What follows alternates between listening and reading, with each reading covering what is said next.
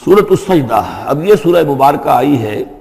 یہ 3 رکوعوں پر مشتمل ہے اور اس میں بڑا ردم بہت تیز ہے، اور یہ ذہن میں رکھیے گا کہ یہ حضور کی بہت محبوب صورتوں میں سے ایک صورت ہے،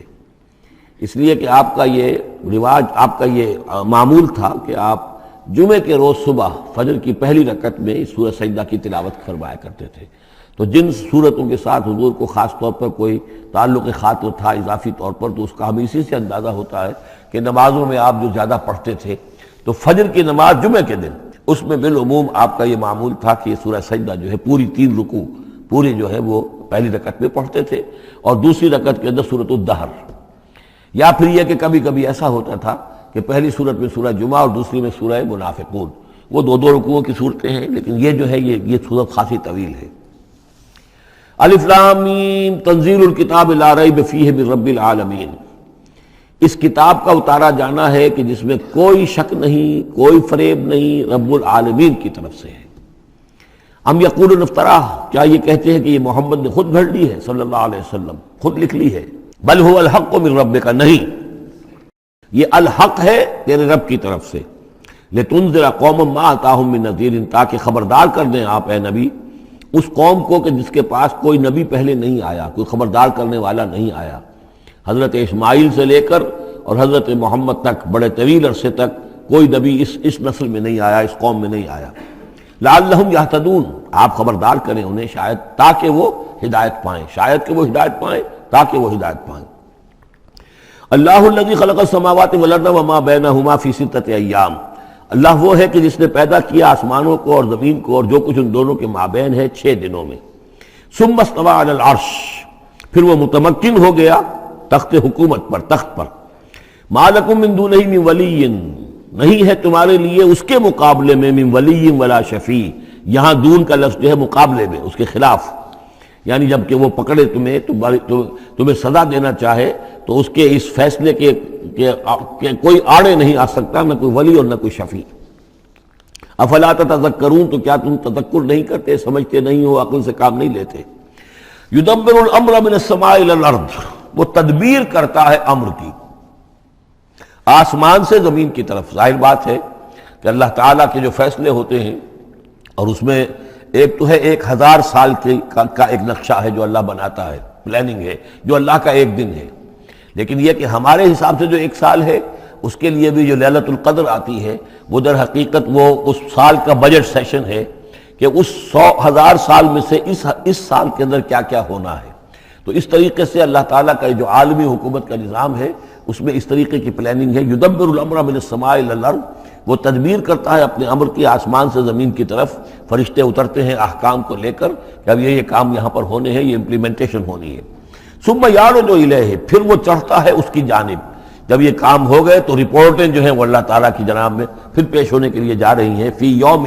اور یہ سارا معاملہ ہے ایک دن میں، مقدارہ 1000 سنۃ مما تعدون، جس کی مقدار ہے تمہارے حساب سے جو تم گنتی کرتے ہو تو 1000 برس۔ اب یہ سورہ حج میں بھی یہ آیت آ چکی ہے، ان یومن عند ربک کالف سنۃ مما تعدون، تیرے رب کا ایک دن جو ہے وہ تمہارے حساب کے 1000 سال کے برابر ہے۔ اور یہاں پر بھی یہ آ گیا کہ یہ تدبیر امر کے سلسلے میں اس کائنات میں جو بھی اللہ تعالیٰ کا فیصلہ ہوتا ہے تو وہ ہر 1000 سال کے لیے اس کا ایک نقشہ بن جاتا ہے۔ ذالک عالم الغیب والشہادۃ، وہ ہے، وہ ہستی ہے جاننے والی ہر چھپی چیز کی اور ہر سامنے کی چیز کی، العزیز جو زبردست ہے، الرحیم رحم فرمانے والی ہے۔ الذی احسن کل شیء، جس نے کہ جو شے بنائی، کل شیء خلقہ، جو شے بھی اس نے بنائی بہت خوبصورت بنائی، بہت عمدہ بنائی، اس کی خلقت میں کوئی نقص تم نہیں دکھا سکتے، کہیں کوئی کوتاہی نہیں دکھا سکتے۔ وبدأ خلق الانسان من طین، اور انسان کی تخلیق کا آغاز کیا گارے سے۔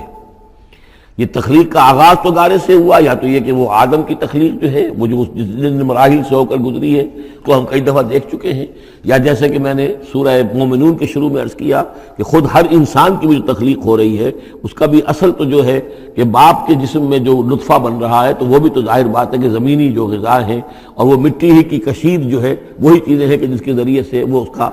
نطفہ بنتا ہے۔ لیکن اس کے بعد ثم جعل نسلہ من سلالۃ من ماء مہین، پھر یہ جو نسل چلی ہے آدم کی علیہ الصلوۃ والسلام، اب یہ چلی ہے اس بے قدر پانی کی کہ نچڑا ہوا پانی جو ہے سلالۃ من ماء مہین، اس سے اب یہ نسل آگے چل رہی ہے۔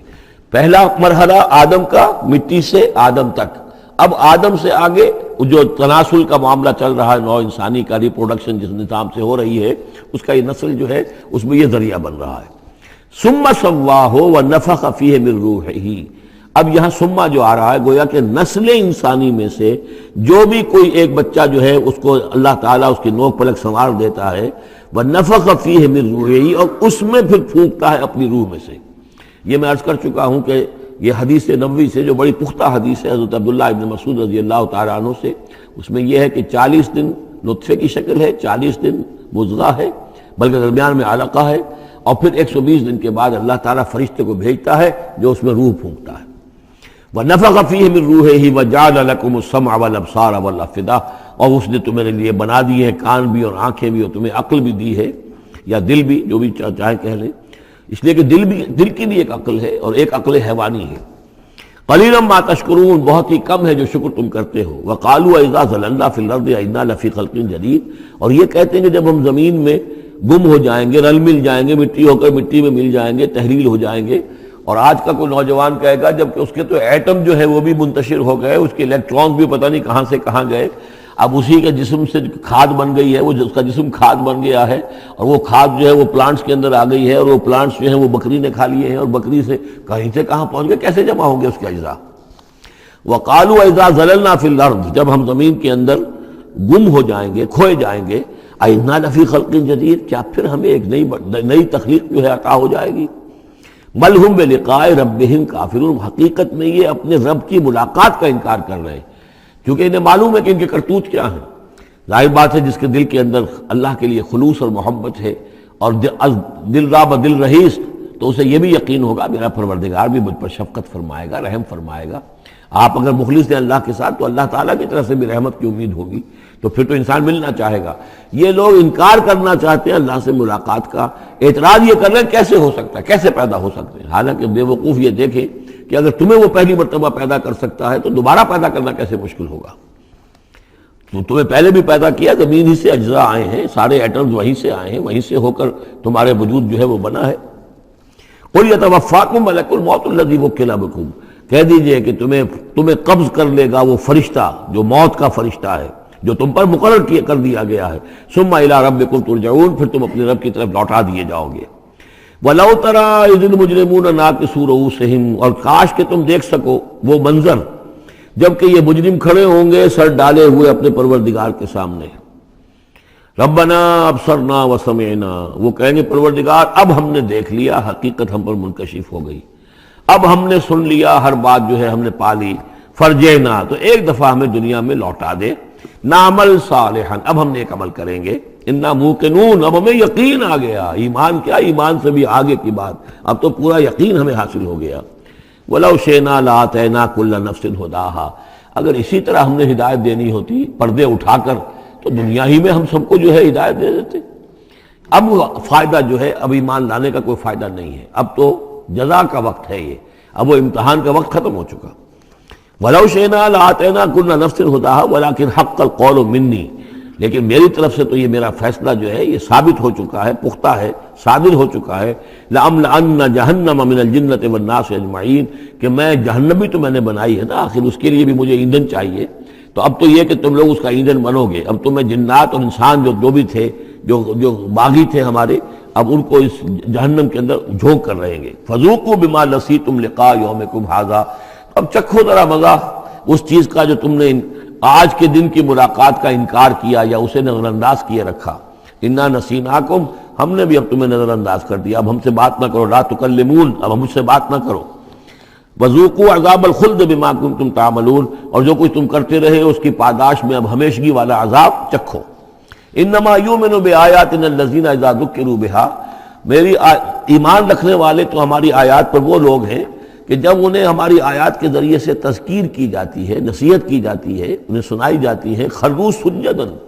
وہ سجدے میں گر پڑتے ہیں، وسبحوا بحمد ربہم، اور وہ اپنے پروردگار کی حمد کے ساتھ تسبیح کرتے ہیں، وہم لا یستکبرون، اور وہ گھمنڈ نہیں کرتے، تکبر نہیں کرتے۔ یہ آیت سجدہ ہے۔ تتجافی جنوبہم عن المضاجع،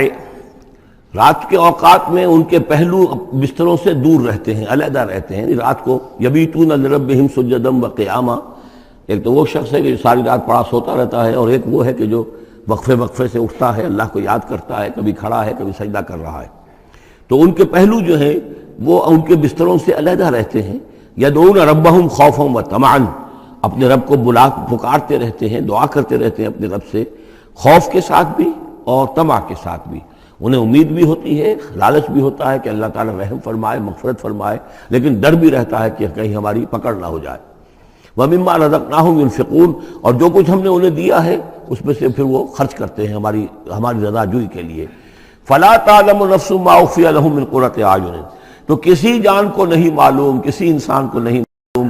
کیا کچھ چھپایا گیا ہے ان کے لیے ان کی آنکھوں کی ٹھنڈک کے واسطے۔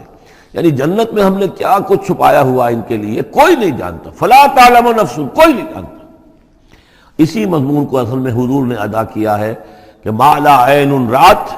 وَلَا أُذُنٌ سَمِعَتْ وَمَا خَطَرَ عَلَىٰ قَلْبِ بَشَرٍ۔ باقی جو چیزیں بیان کی گئی ہیں ان کے بھی اصل حقیقت تو وہاں کھلے گی، لیکن پھر بھی یہ تو ابتدائی نزل ہے، پہلی مہمان نوازی ان چیزوں سے ہے جن کا کہ قرآن مجید میں ذکر ہے، جن کو کہ ہم سمجھ سکتے ہیں۔ اصل نعمتیں جو جنت کی ہیں وہ تو یہ فلا تعلم نفس، کوئی نہیں جانتا کیا کچھ چھپایا گیا ان کے لیے، اللہ تعالیٰ نے کیا کچھ تیار کر کے رکھا ہوا ہے ان کی آنکھوں کی ٹھنڈک کا سامان۔ جزاء بما كانوا يعملون، وہ بدلہ ہوگا ان کے اعمال کا۔ افمن کان مومنا کمن کان فاسقا، تو بھلا ایک شخص کہ جو مومن ہے کیا وہ ایسا ہو جائے گا جیسے فاسق ہو؟ کیا ان کا انجام برابر ہوگا؟ لا یستوون، نہیں وہ برابر نہیں ہو سکتے۔ اما الذین آمنوا وعملوا الصالحات، یقیناً وہ لوگ جو ایمان لائے اور جنہوں نے نیک عمل کیے، فلہم جنات الماوا، ان کے لیے تو وہ باغات ہیں جہاں ان کو ٹھکانہ دیا جائے گا۔ نزلا بما كانوا يعملون، اور یہ ہوگی ان کی ابتدائی مہمان نوازی۔ نزل عربی میں کہتے ہیں مہمان جیسے ہی آئے، نزیل اترا ہے وہ اپنی سواری سے، گھوڑے سے آیا ہے، اونٹ پر آیا ہے، آپ کے دروازے کے سامنے آ کر وہ اترا ہے، اونٹ کو بٹھایا ہے، اس سے اترا ہے، یا آج کار سے اتر رہا ہے، تو اب یہ نزیل ہے اس وقت۔ اس نزیل کے لیے نزل فوری طور پر، موسم کے اعتبار سے ٹھنڈا ہے یا گرم ہے، آپ فوری طور پر لاتے ہیں، یہ نزل ہے۔ پھر وہ اب آپ کے پاس ٹھہر گیا ہے، آپ نے اس کے لیے کمرے کا بندوبست کیا ہے، وہ وہاں پر اس نے استراحت کی ہے، اب آپ نے اہتمام کے ساتھ اس کے لیے کھانا تیار کروایا، یہ ہے ضیافت، ضیف اب بنا ہے وہ۔ تو جیسے آیا ہے وہ نزیل ہے، اور جب گھر میں آپ کے ٹھہر گیا تو اب ضیف ہے، وہ پھر ضیافت ہوگی۔ تو وہ چیزیں جو ہے ما لا عین رأت ولا اذن سمعت وما خطر علی قلب بشر، یہ اصل میں ضیافت خداوندی ہے، اور یہ نزل ہے جس کا ذکر قرآن مجید میں اس تفصیل سے آیا ہے۔ وَأَمَّا الَّذِينَ فَسَقُوا فَمَأْوَاهُمُ النَّارُ، اور جو لوگ سرکش تھے اور جنہوں نے نافرمانی کی تھی ان کا ٹھکانہ آگ ہے۔ كُلَّمَا أَرَادُوا أَن يَخْرُجُوا مِنْهَا، جب بھی وہ چاہیں گے کہ وہاں سے نکل بھاگیں، أُعِيدُوا فِيهَا، پھر انہیں اسی میں لوٹا دیا جائے گا۔ وَقِيلَ لَهُمْ ذُوقُوا عَذَابَ النَّارِ الَّذِي كُنتُمْ بِهِ تُكَذِّبُونَ، اور ان سے کہا جائے گا چکھو مزہ اس عذاب کا، آگ کے عذاب کا جس کو تم جھٹلاتے رہے تھے۔ وَلَنُذِيقَنَّهُم مِّنَ الْعَذَابِ الْأَدْنَىٰ دُونَ الْعَذَابِ الْأَكْبَرِ لَعَلَّهُمْ يَرْجِعُونَ۔ یہ ہے آیت نمبر 21 اس سورہ مبارکہ کی، اور آیت نمبر 41 تھی سورہ الروم کی۔ ظہر الفساد فی البر والبحر بما کسبت ایدی الناس لیذیقہم بعض الذی عملوا لعلہم یرجعون۔ ہم لوگوں کے کرتوتوں کے کچھ اعمال کی سزا دنیا میں دے دیتے ہیں، شاید کہ یہ جاگ جائیں، ہوش میں آ جائیں اور یہ لوٹ آئیں، پلٹ آئیں، توبہ کریں۔ یہاں فرمایا ہم لازماً انہیں چکھائیں گے مزہ چھوٹے عذاب کا، ادنا، عذاب الادنا، دون العذاب الاکبر، اس بڑے عذاب سے پہلے پہلے، لعلہم یرجعون، شاید کہ یہ جاگ جائیں، شاید کہ ہوش میں آ جائیں، شاید کہ لوٹ جائیں، شاید کہ توبہ کریں۔ یہ بات جو ہے آ چکی ہے کہ رسول جب بھی بھیجے جاتے تھے تو اللہ تعالیٰ کی طرف سے اس قسم کی تنبیہات کا سلسلہ آتا تھا تاکہ لوگ بیدار رہیں۔ وَمَنْ أَظْلَمُ مِمَّنْ ذُكِّرَ بِآيَاتِ رَبِّهِ ثُمَّ أَعْرَضَ عَنْهَا، اس سے بڑھ کر ظالم کون ہوگا جس کو نصیحت کی گئی اب اس کے رب کی آیات کے حوالے سے پھر بھی اس نے اعراض کیا۔ یعنی ایک تو نصیحت کوئی کر رہا ہے وہ اپنا جو فلسفہ بھگار رہا ہے یا کوئی اپنی عقل لڑا رہا ہے، اپنی منطق لڑا رہا ہے، ایک یہ کہ اللہ کی آیات کے ذریعے سے تذکیر کر رہا ہے، پھر بھی اس سے اعراض کرے۔ ثم اعرض عنها انا من المجرمین منتقمون، ایسے مجرموں سے تو ہم انتقام لے کر رہیں گے۔ وَلَقَدْ آتَيْنَا مُوسَى الْكِتَابَ فَلَا تَكُنْ فِي مِرْيَةٍ مِّن لِقَائِهِ، اور ہم نے موسیٰ کو کتاب دی تھی، اور یہ جملہ متردہ بیچ میں آیا ہے کہ اے نبی آپ بالکل شک میں نہ رہیے اس کی ملنے سے یا اس کی ملاقات کے۔ اس کا ایک ترجمہ یہ کیا گیا ہے کہ شب معراج میں حضرت موسیٰ سے بھی حضور کی ملاقات ہوئی تھی، تو اس کی طرف اشارہ ہے کہ آپ کی جو ملاقات ہوئی تھی وہ موسیٰ ہی سے ہوئی تھی، اس میں کوئی شک نہ کیجیے۔ لیکن زیادہ جو قرین قیاس ہے اور جو سیاق و سباق کے ساتھ مناسبت رکھتا ہے وہ یہ ہے، تو اے نبی آپ بالکل کوئی شک نہ رکھیں اس بات میں کہ جو کتاب موسیٰ کو دی گئی تھی وہ واقعتاً اللہ کی طرف سے تھی، کتاب کا ملنا اللہ کی طرف سے تھا، اور اس قرآن کا ملنا جو آپ کو ملی ہے یہ بھی اللہ کی طرف سے ہے۔ اور حضور سے خطاب کرتے ہوئے بھی در حقیقت یہاں پر روح سخن جو ہے وہ لوگوں سے ہے کہ تم کوئی شک نہ کرو کہ تورات اللہ نے ہی دی تھی حضرت موسیٰ کو، اور قرآن اللہ ہی نے دیا ہے محمد کو صلی اللہ علیہ وسلم۔ وَجَعَلْنَاهُ هُدًى لِبَنِي اسرائیل، اور اس کو ہم نے ٹھہرایا تھا، بنا دیا تھا ہدایت، رہنمائی بنی اسرائیل کے لیے۔ وَجَعَلْنَا مِنْهُمْ أَئِمَّةً يَهْدُونَ بِأَمْرِنَا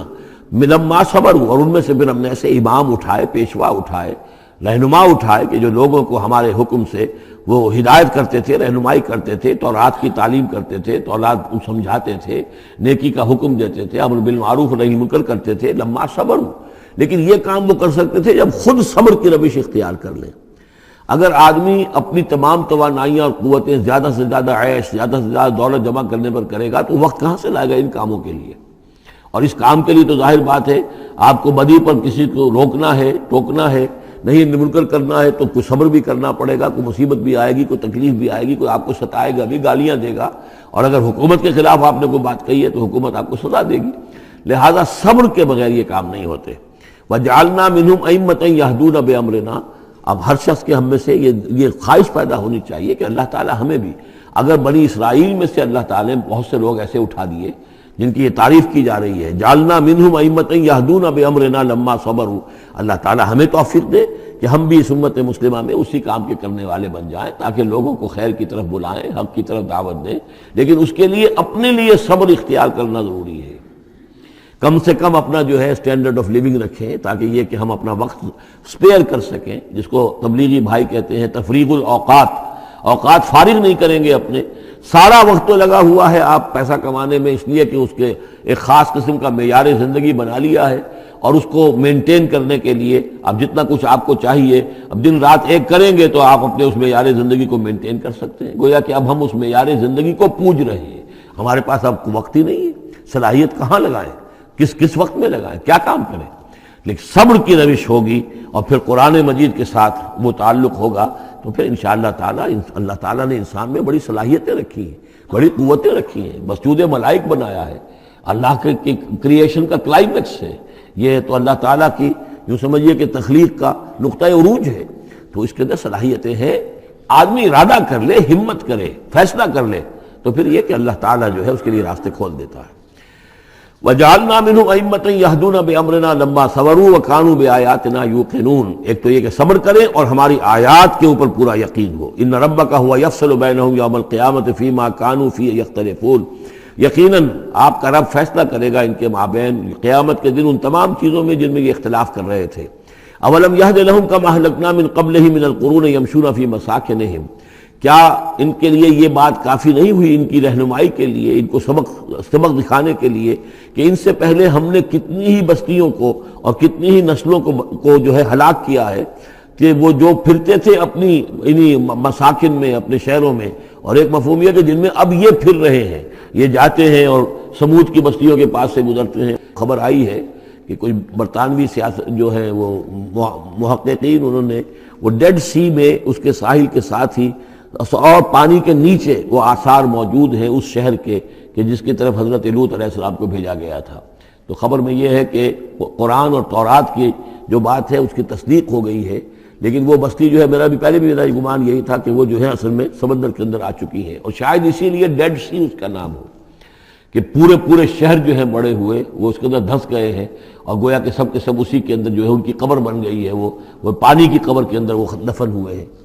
بہرحال یہ تمام چیزیں جو ہیں تم پھرتے ہو، آتے ہو، جاتے ہو، انہی لوگوں کے مساکن کے اندر تم پھر رہے ہو۔ ان فی ذلک لآیات فلا یسمعون، اس میں یقیناً نشانیاں ہیں، تو کیا تم عقل سے کام نہیں لیتے، سنتے نہیں ہو؟